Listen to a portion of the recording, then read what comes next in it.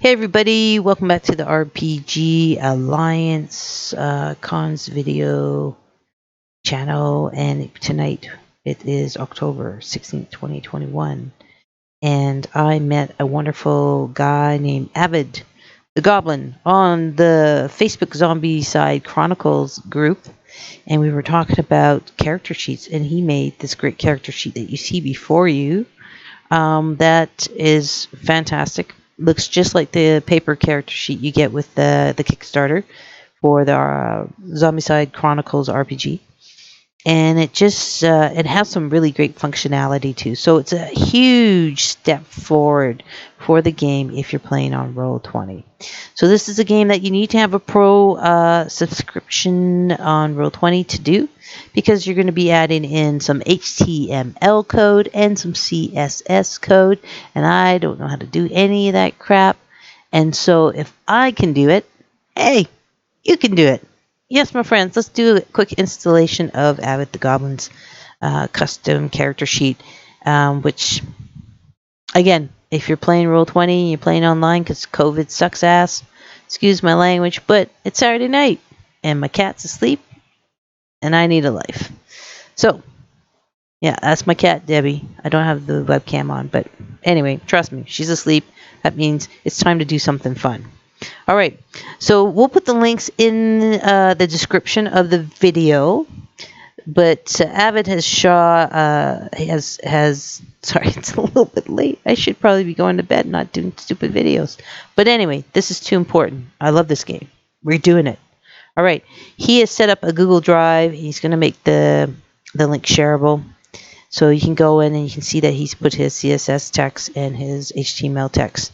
He also has a README file that he will put on as well. And he gave me the README file here. And it's as easy as this: how to install the custom character sheet for Zombicide Chronicles. First of all, again, you got to be a pro account person on Roll20. You have to create a game on Roll20 and then name it Zombicide. I had initially, when I tested this out, put it on a pre-existing game that I had done a custom, very basic character sheet.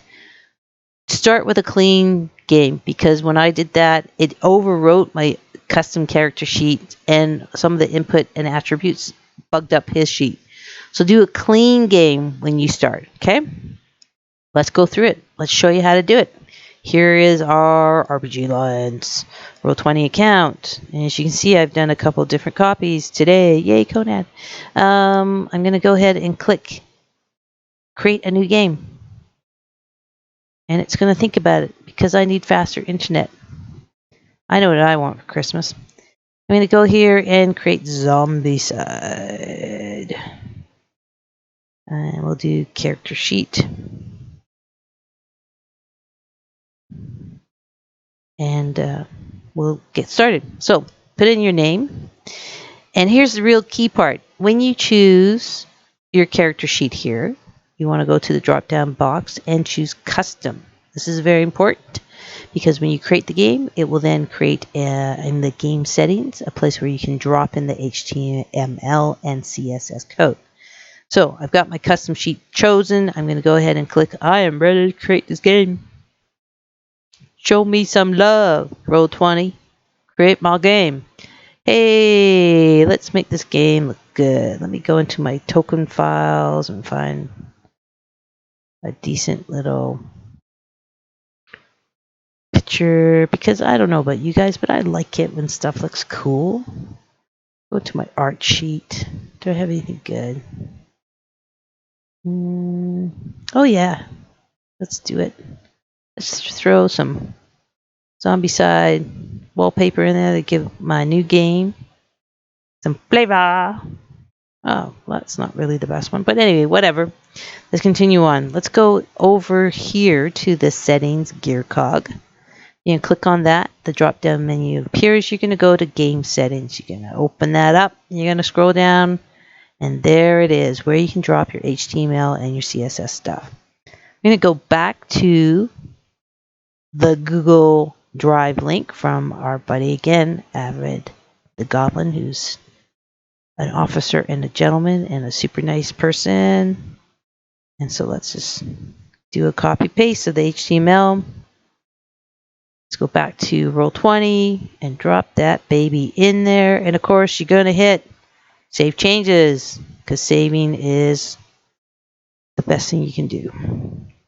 Now we're going to go over to CSS Stylings. And we're going to do the same thing. Go back over to the Google Drive. Click on the CSS text. And let's copy paste this all the way down to Funktown. Go back into Roll20.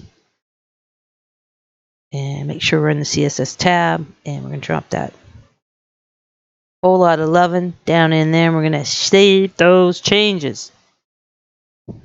Nice. Now let's go ahead and get to our game. Yeah, we're ready to leave because it did save. And there it is. Let's launch this puppy. Rock and roll. And it's opening. It's thinking about it. It's doing its thing. Saying you should get faster internet. All right, so I got your default game. I got nothing on here, just a plain white page. I'm going to just mute myself so I don't get an echo. And I'm going to turn off my video because I don't have it going. And if I had my video camera going, it would be on Debbie because she is such a cute cat when she sleeps. Oh my God, I need to get a girlfriend. But anyway, okay. So you're in your basic Roll20 game. Hopefully that the code is taken. So we're going to hit Journal on the right-hand menu tab. We're going to go over to the Add button. We're going to hit Character Sheet. We're going to add a character sheet. And we're going to put in Letitia. Because we're going to use one of the Zombicide pre-generated characters just for ease of use. Hey, you know what? For fun, why don't I add in Letitia's tokens and stuff that I already did last time. So I'll add in some pictures of Letitia because she is a fun character. So I'll just upload that. And I'm going to just throw in a token I already made for my last video. Letitia right here. Just drop that puppy in there. Make sure I select it, and then I can use selected token, and there it is. I'm going to hit Save Changes. And why I'm doing this is because I want to show you, and maybe I'll make this token a little bit smaller, that this character sheet functions really well with tokens. And if you've played Roll20 before, you know there's a lot of functionality that goes with tokens with this particular web app. We're going to click on character sheet, and there you see our beautiful character sheet. That looks just like the games. Yeah, it does. And it's got the tracker for your kills up here at the top. So blue, yellow, orange, and red. It's got where you can add your additional skills as you level up and go through the game. And I really like that he's done all the work to do this. And I have to say, I appreciate anyone that puts in this time and effort just for the love of the game. Avid the Goblin, you rock. You are c'est bon. Or très bon. I don't know. Anyway. Again, I should have paid more attention to French, but you know, yeah, I'm Canadian. I should know these things. All right, so let's just enter stuff. Let's just say she's Letitia. She's level 1. She's a doctor. We're going to go over to the pre-gen.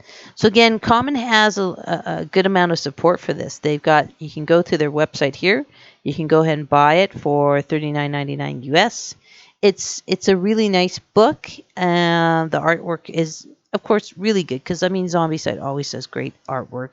And if you get the board game, I think they have some of the best sculpts in mini board games out there.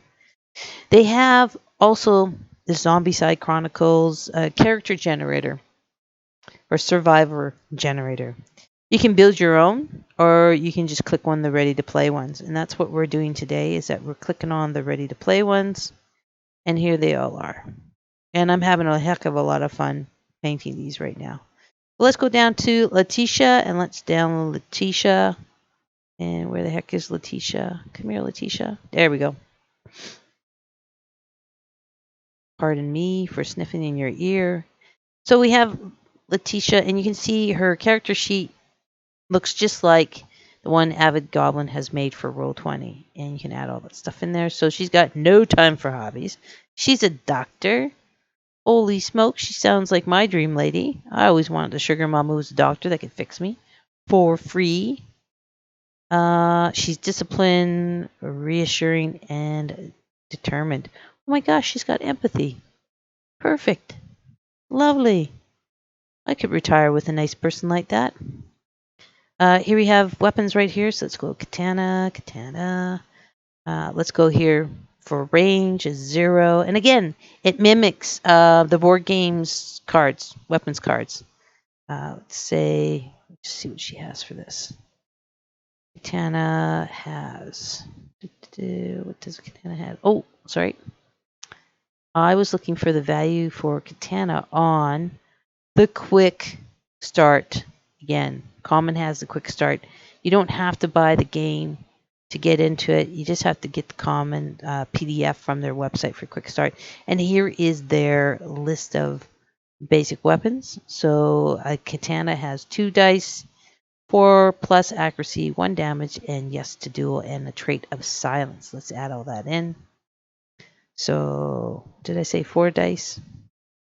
I can't remember already. Oh my god. What did I say? Okay, accuracy 4, damage 1, duel yes. Come on, let's get it together, Vicky. Yeah. Okay. Duel silent. Damage is 1. Accuracy is... Yeah, I know. Okay, the struggle's real. Struggle's real, people. I've already tried this twice and kept screwing up the video. Hey, I better check to make sure I'm recording. Yeah. Okay, this time I'm recording. Gosh. Okay. Damage 1. Duel, yes. Okay, good. Damage 1.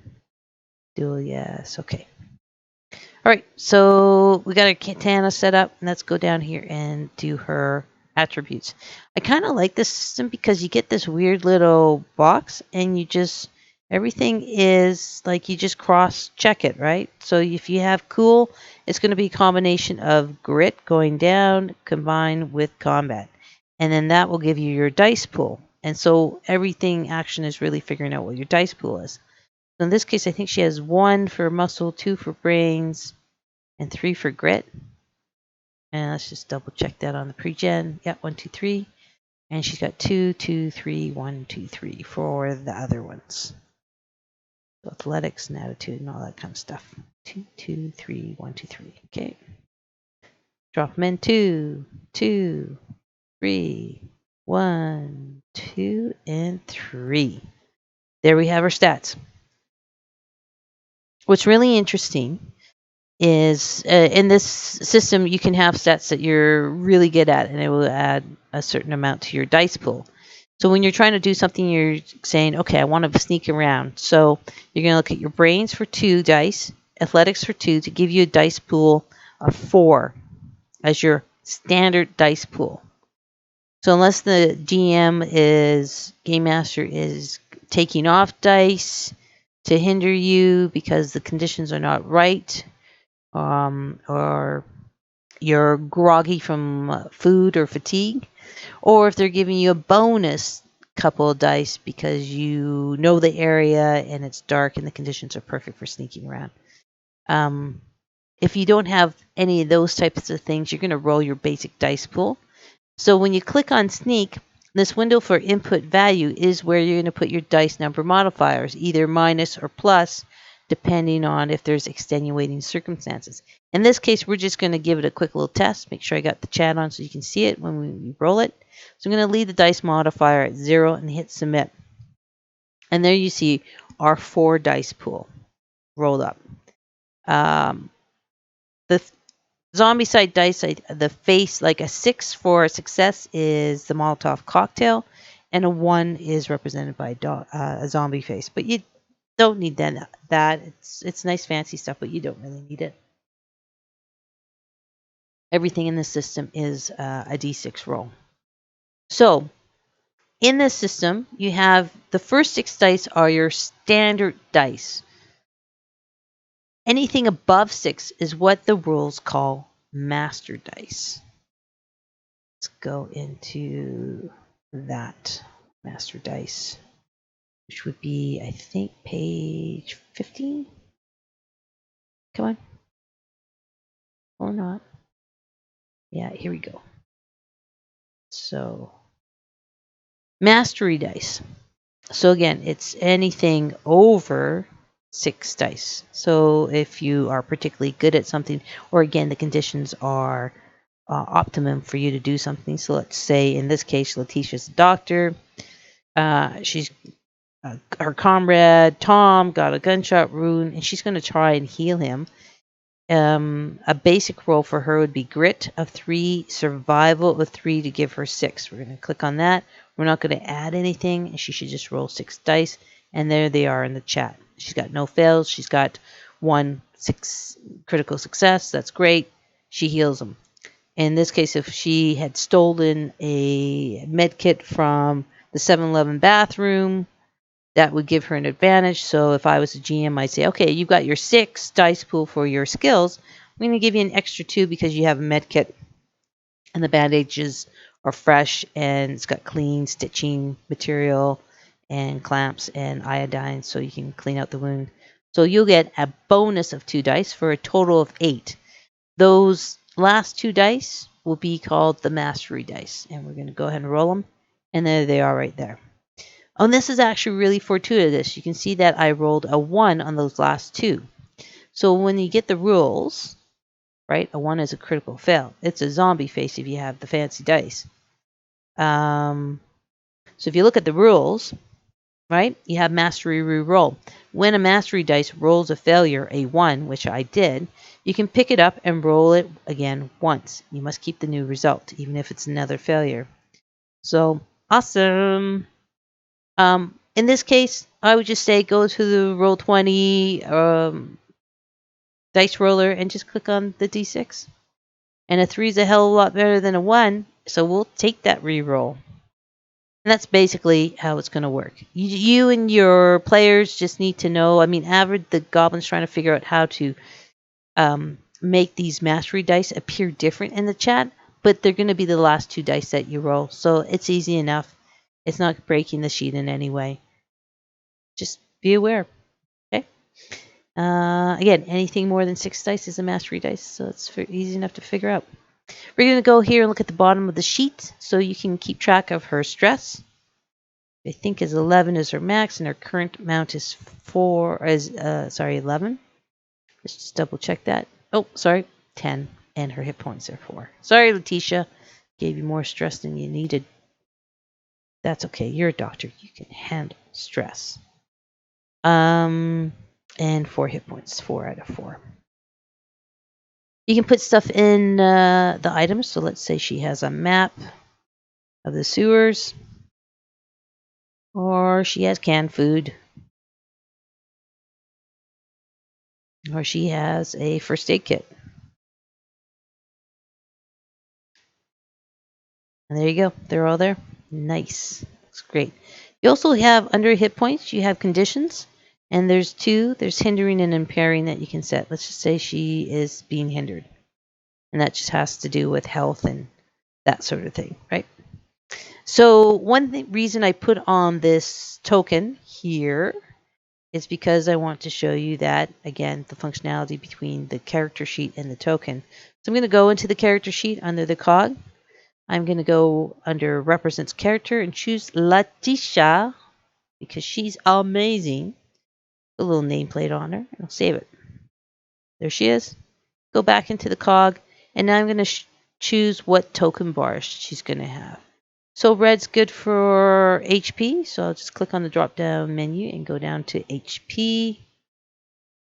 And there you see it populates 4 and 4 for her health. I'm going to use green for stress because stress you can use to give her additional actions and that sort of thing.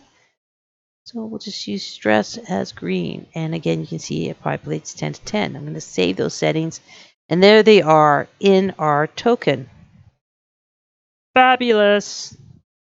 Again, if when you're playing, say she takes a shot, gets bitten by a zombie, I can put 3 here and change it on the sheet, and it's reflected here. And I click on her token. Say she is able to cut out the infected part, wrap her arm up, and heals back up to 4. You can just go +1, and she's back up to 4 on the token, or you can do it on the main sheet. So those are connected. If she uses some points of stress to run away from another group of survivors and climb onto a fire escape to get out of their reach, then you can adjust it there on the token under the green bubble, and you can see it's expressed here under stress for current. The maximum doesn't change. So I really like that functionality. It makes it cleaner, easier, and faster to make those adjustments, especially when you can use the tokens. All right, let's go to map. Let's throw in a map. So again, for anyone who plays Roll20, if you want your character sheet just to be like a little floating transparent bar so it's quickly to get in and out, you mouse over by the name just to the right of it and double click, and then it floats as a little window and you can move it around anywhere you want. Just for fun, let's throw in a map to make our game look a little cooler. Come on, folks, give me a map. What kind of map do I have? Shop Wars, high school. Do I have a high school map? Ooh, that's a lot of maps. Set. Wow, that's the thing about Zombicide. They come in tiles. So let's just throw. I don't know what is this map. I have no idea. I think I used it in my other tutorial. Let's see. There we go. Nice back alley map. Go back to my objects layer. I'll move Letitia down so she can fit into the square. There she is. Hey, Letitia. She to go and hide behind these dumpsters. Click on her character sheet. Again, click on sneak. I wonder what the -1 would do. I haven't tried that yet. So if her sneak is 2 with brains and 2 with athletics, and I do minus, should roll 3. Does it work? It works. Avid the Goblin, you are fantastic, my friend. Works wonderfully. All right, so I think that's pretty much it. As far as how to upload this custom character sheet. One thing Avid did mention is that he also has a link in his Google Drive for the zip for pictures. So the Zombicide logo, the Zombicide image for accuracy, and the dice image and all those other things. Right now he has them up on his own personal server, so you can kind of see there's the dice image, the Markman's image, the logo. If that does change and all of a sudden your sheet's messing that, he's got the images so you can download them, put them up on your own web hosting website, and then you can just change the link. And he has instructions on how to install this, on how to update the link to your own particular source for your images online. Okay. So I think that's pretty much it. Avid the Goblin is from France. We love you, France. We love Avid the Goblin. So nice to have met you today on the Facebook Zombicide Chronicles RPG group. Do go there. It's a really fun group, and people are really trying to help each other figure out ways to run this game well online as well as running it in person. And I just actually check out my video because today is actually free RPG day in 2021. And I just did a quick video on the Zombicide Chronicles mission book that has 3 new missions. So check out that short video. And if you can't get out to your local gaming store and ask them, get this game in, order the game, get the free RPG materials for the game, start running the games. Want to keep this game alive, and when it comes with such a beautiful product that goes with the board games, it's so much fun to run with the minis. Okay, so again, thank you, Avid the Goblin. You're totally awesome, dude. Thank you, folks, for watching this. We'll put the links in the description again. If you use it or find any bugs, please put comments in, and I'll share them with Avid as he works on it.